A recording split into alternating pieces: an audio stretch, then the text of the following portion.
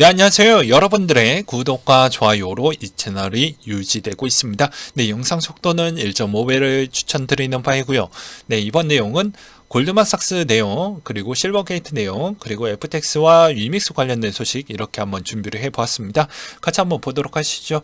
이번에 메타의 맞춤형 광고 사업이 유럽에서 퇴출 위기에 몰렸다고 하는데요. 개인정보 사용 동의의 문제점으로 인해서 이번에 맞춤형 광고가 불가능해지면 매출의 타격이 클 것이다 라고 되어져 있는데, 우리와 관계도가 있죠. 메타는 메타버스의 진심이고 NFT에도 진심입니다. 근데 이게 사업의 매출에 타격이 가면 이 신사업의 투자 비중도 줄어들게 되겠죠. 네, 잘 해결이 되길 바라겠고요. 러시아 유가 하한제 도입을 한다고 합니다. 아무래도 EU에서 가격 상한제에 따른 대응이라고 볼 수가 있겠고, 골드만삭스가 FTX 붕괴로 저평가된 가상자산 기업의 매수 기회를 물색을 하고 있으며 수천만 달러 투입할 것이다. 일부 회사 이미 실사를 끝냈다라는 내용이 나와주기도 했습니다. 그래서 실버게이트 내용을 또 보게 되면요, 워런 의원이 실버게이트 조사할 필요성이 있다, 이런 이야기가 나와주기도 했습니다. FTX와 부적절 거래가 있는지 좀 확인할 필요성이 있다라고 하니까 실버게이트 측에서는 유동성 충분하고 FTX 알라메다 거래 때도 규정 준수했기 때문에 우리는 문제가 없어요 라고 실드를 치고 있습니다. 네, 모건 스탠리도 실버게이트를 매도에 있는 의견을 또 나와주기도 했었는데요. 애널리스트가 과거에는 중립하다가 지금 매도와 목표가를 재설정해서 24달러에 매도하는 게 맞다라는 내용이 나왔는데요. 그 배경은 이번에 암호화폐 생태계가 계속해서 악재가 남아져 있고, 그리고 실버게이트에 따른 개별적 불확실성도 남아져 있다. 그렇기 때문에 4분기 디지털 예금 전분기보다 60% 감소 가능성이 보여지기 때문에 매도 패턴을 제시를 했다라고 합니다. 실버게이트 주가 올해 움직임을 보게 되면 마이너스 84% 정도 조정을 나왔고요. 이번에 DCG 자회사 주요 투자회사도 좀 잘 보시길 바라겠습니다. 과거 2021년도에 6월 달에 나왔던 기사 내용을 인용을 해서 설명을 드리려고 하는데요. 골드만삭스는 이번 코인 시장과의 관계도가 좀 있습니다. 2015년도 때 시리즈 C 펀드 라운드에 서클에 투자했던 형태로 인해서 스테이블 코인을 키워서 시장에 있어서 상당히 우월점을 좀 행사하려고 하는 액션도 또 많이 보여주기도 했었고요. 그리고 2020년도 12월 달에 이제 비자와 제휴를 해서 USDC를 결제할 수 있는 신용카드로 출시하기도 했습니다. 근데 반면에 이번에 최근에도 앨런 재무장관이 스테이블 관련 규제를 또 마련해라 라고 해서 약간의 불확실성도 또 나와주기도 했었는데요. 크게 문제점은 되진 않을 것으로 보여지고요. 그리고 이번에 왜 이렇게 골드만삭스가 투자의 진심인지를 또 한번 확인할 수 있는 부분은, 서클의 미국 최대 금융기관 중에 하나가 골드만삭스 출자사이고요.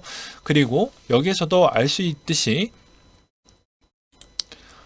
암호화폐 생태계가 상당히 악재가 아직까지도 남아져 있긴 하지만, 반면에 골드만삭스는 이 코인 시장 자체가 미래 장기 산업 주체로 보았을 때 상당히 먹거리가 많고, 골드만삭스의 입장에서도 이 시장이 계속 무너지는 걸 별로 좋아하지 않았기 때문에, 오히려 이게 무너진다라는 건 서클에 있는 성장 동력이 떨어지고 USDC라는 스테이블 코인에 따른 그런 측면도 문제가 되겠죠. 그리고 골드만삭스에 있는 연합 체계도 골드만을 믿고 그렇게 밀어붙였던 사업들이, 보이지 않았던 사업들이 몇 개가 있는데요.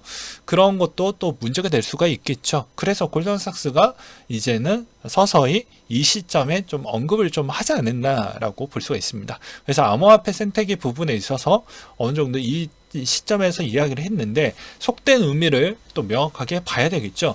보게 되면 암호화폐 기업들이 구조조정을 진행하고 있다면 우리는 해고된 사람들 중에 유능한 인재를 흡수할 계획을 갖고 있다라고 이야기를 하기도 했었고, 구조조정이 끝난다라는 형태에서 자산 가치가 어느 정도 많이 반토막 이상 되겠죠. 그러면 그때 가장 저렴한 시기에 매입과 어떻게 보면 인수를 한다라고 볼 수가 있습니다. 골드만이 어떻게 커왔던 회사인지 아시죠? 인수합병으로 많이 성장했던 또 회사 중에 하나입니다. 그래서 과연 골드만삭스가 눈독 들이고 있는 건 다 비공개로 언급을 하지 않았는데 제 주관적으로 한번 생각을 해보았을 때 골드만삭스는 셀시우스 인수가 가장 유력하지 않을까라고 생각을 해보기도 합니다. 왜 그러냐면 이게 셀시우스가 대출 전문 회사이지 않을까요? 그리고 셀시우스 안에 GBTC라는 이걸 제일 많이 또 갖고 있기 때문에 어떻게 보면은 이 비트코인을 우회해서 내가 보유할 수 있을 만한 총량을 늘릴 수 있을 만한 가장 저렴하게 또 한 세트로 가져갈 수 있는 모델링 중에 가장 최적화된 쪽은 셀시우스이지 않겠냐? 이렇게도 또 생각을 해보기도 했습니다. 당장 뭐 FTX 거래소를 인수한다 이렇게 보기에는 좀 어려울 것 같아요. 제가 봐도. 왜냐면 인수 자금도 좀 규모가 크고요. 아무리 구조조정을 했다라고 해도 규모가 크기 때문에 가장 플랫폼 기반에서 좀 괜찮은 애들을 선체해서 아마 모아갈 것으로 보여집니다. 그래서 이런 점을 좀 보셔라. 그리고 또한 골드만삭스 입장에서도 대출 전문 회사를 왜 인수하려고 하는 이유가 아직 증권법 관련된 내용 정리가 안 되어져 있기 때문에 그런 불확실성은 굳이 가져가 볼 필요성이 없잖아요. 그래서 그런 점도 좀 생각을 해본다고 하면 셀시우스 인수설이 더욱더 높아질 수밖에 없다라는 것이죠. 그 다음으로 또 보게 되면 애플이 또 VR 시장에 진심으로 또 들어오려고 합니다. 내년에 뭐 신제품이 또 나온다고 하는데 과연 어떠한 플랫폼과 어떠한 모델링으로 출시를 할지 우리는 좀 관심 있게 봐야 될 것 같고요. 그 다음으로 코인 홀드와 호구 사이라고 해서 칼럼 내용이 상당히 공감이 돼서 한번 가지고 와봤습니다. 토큰을 팔아서 기존 사업을 살리고 임원들 뒷주머니로 두둑기 채우는 역할로 쓰였다. 금융시장에서 구르며 배웠던 자본 시장법을 너무나도 잘 알기에 코인 판매 규제가 생기게 되는 사건 사고를 그대로 재현한 뿐이었고 무법지대의 코인판의 양심과 체면을 버리고 ICO의 사자들에겐 파라다리였으며 기존 사업을 하면서 인맥을 팔아서 거래소에 상장시키니 토큰을 팔아 나이스였고 유리할 땐 탈중앙화된 코인판에서 독재자로 군림하다가 불리해지면 중앙화된 화신으로 돌변했던 부분도 있었다. 그래서 좀 그랬어요. 예, 그랬고요. 그리고 마이클 세일러가 왜 이런 발언을 했는지 모르겠습니다. 저는 솔직히 과거 2017년도 때 보게 되면 특히 여기에서도 비트코인파, 이더리움파, 리플파 이렇게 있습니다. 특히나 국내에서는 리플파가 가장 강해요. 커뮤니티 풀도 가장 강하고 그러하는데 저는 똑같은 코인 시장에 있어서 한때 리플에 약간의 부정적인 시선도 있긴 했지만 지금은 뭐 어떻게 보면 제드형이 다 팔고 나갔기 때문에 그나마 지금은 위험도나 다시 재평가를 했었을 땐 나쁘지 않는 정도로 지금 제가 평가를 하고 있습니다. 그러하는데 전체 코인 시장에서 누구를 미워해봐야 우리끼리 갈라치기 하고 싸워봐야 이득될 게 없습니다. 저번에도 제가 2019년도, 2020년도 요 사이 때도 암호화폐 관련법에 국민청원 했었을 때 얼마나 캠페인을 많이 했는데 아니 코인에 그렇게 많이 투자하는 인원수가 그렇게 많은데도 그걸 왜 청원에 그걸 안 하는지 전 납득이 안 되더라고요. 그러니까 확인을 해보니 나 말고 누군가는 해주겠지 라는 사람들과 또 다른 부분은 저 친구가 했는데 저 친구도 이더리움 파고 비트코인 파니까 안 할래? 이런 부분도 없지 않아 있을 거라고 생각이 들었거든요. 같은 코인 시장 망하면 같이 망합니다. 뭐 리플만 같이 살아남을 수가 없어요.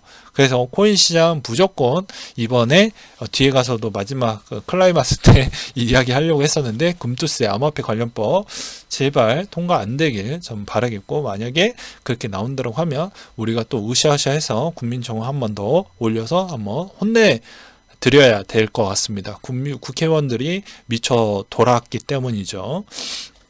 그래서 보게 되면 뭐 다 증권법에 다 한다. 오로지 비트코인이다. 근데 마이클 세일러 입장은 본인의 이득을 위해서 움직인다라고 보시면 됩니다.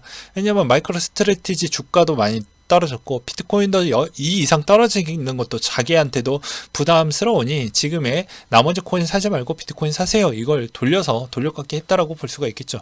근데 이거는 전체 코인 시장에 별로 좋은 효과를 주진 않을 것이다 라고 볼 수가 있습니다. 그냥 다 같이 으쌰으쌰 하는 게 좋겠죠. 그 다음에 위믹스 이제 거의 마지노선에 가까운 날짜에 거의 봉착을 해주고 있는데 요즘 갑작스럽게 급락이 나와주게 됐습니다. 한때 보니까 지금 제가 녹화 시점으로도 많이 떨어지고 있는데 730원대까지 떨어졌거든요. 어마어마하게 떨어졌습니다. 뭐 20%, 30% 넘게 떨어졌거든요. 그만큼 변동폭이 워낙 커지는 시즌이기 때문에 위믹스는 그냥 계속 결과가 어떻게 될지를 좀 봐야 될 것 같습니다. 어떤 분은 이건 정확한 소스는 아니지만 지금 분위기가 거의 다 이제 가까워졌으니 이제는 곧 나오는 판결문이 사전 유출된 거 아니냐 뭐 이런 이야기도 돌고 있기도 하더라고요. 그리고 진 크레이머가 투자자들에게 암호화폐 판매하라고 조언을 했다고 하는데 진 크레이머는 반대로 투자하는 게 전평이 남아져 있습니다. 그러니까 무슨 말이냐면 짐 크레이머가 추천했던 거 반대로 사면 무조건 이득이다. 그래서 짐 크레이머 형한테 저는 박수를 쳐주고 싶고요. 제발 그렇게 해줬으면 좋을 것 같다는 생각이 들고 그 다음에 기관들의 비트코인 투자 현황 11월 15일 데이터 기반으로 보게 되면 마이크로 스트래티지가 제일 많이 갖고 있다라고 보시면 될 것 같습니다. 그 다음으로 UTXO 지표를 통해서 분석한 데이터 두 가지를 한번 준비를 해 보았는데요. 보게 되면 이번 UTXO 물량이 비율이 하락장에서 처음으로 급등을 보여주었다. 2015년도, 18년도, 22년도 때를 보게 되면 이제 18년도 때에서는 1358일 정도 소요가 됐고 22년도에는 1444일 소요가 됐다고 합니다. 과거의 경우 즉시 시작되지는 않았지만 이러한 움직임은 결국 사이클 관점으로는 평균적으로 거의 저점에 가까워지지 않았냐라는 의견이 또 나와주기도 했었고요.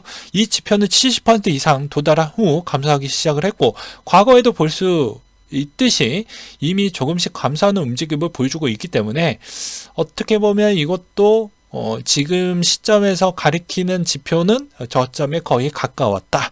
근데 이거의 개미와 부자에 있는 관점과 또 전문 투자자 관점은 이 세 가지 패턴이 다 다르죠.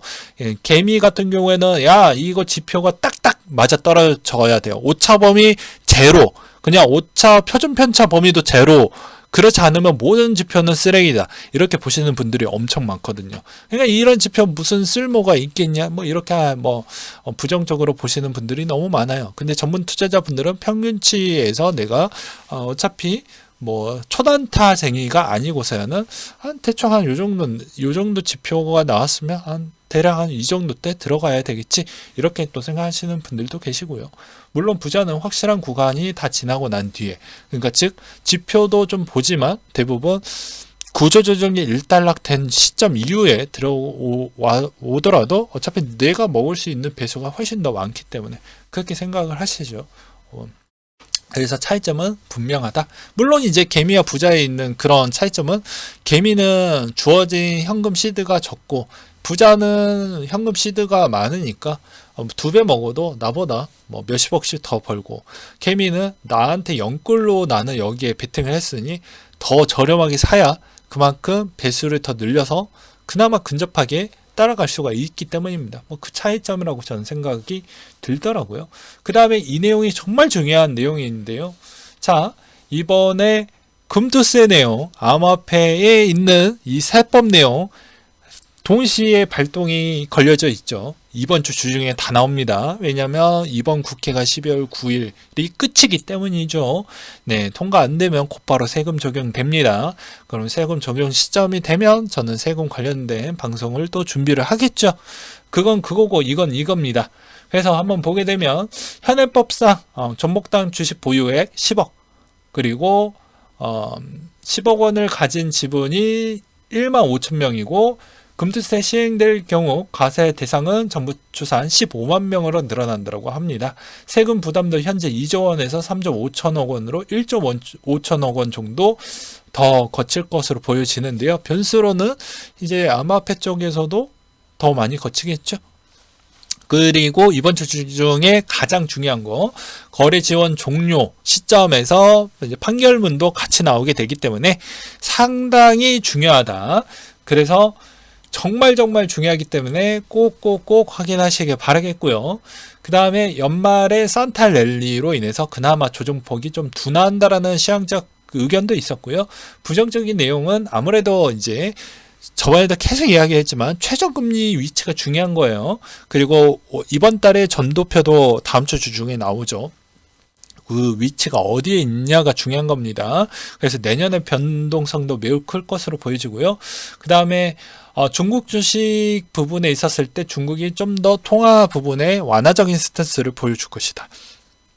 이게 그나마 우리한테 좀 더 호재라고 볼 수가 있습니다. 왜냐하면 어떻게 보면은 전체적인 돈의 흐름이 총량이 좀 더 늘어날 수 있는 배경이 좀 깔려져 있지만 단기적으로는 이제 강달러 시즌이 끝나다 보니까 스테이블 코인이 뭘로 되어져 있죠? 대부분 국채로 되어져 있지 않습니까? 강달러가 끝나다 보니까 신흥국이나 부채가 많은 국가들이 굳이 코인 스테이블 코인에다가 놔둘 필요성이 없다라고 생각이 들기도 하겠죠.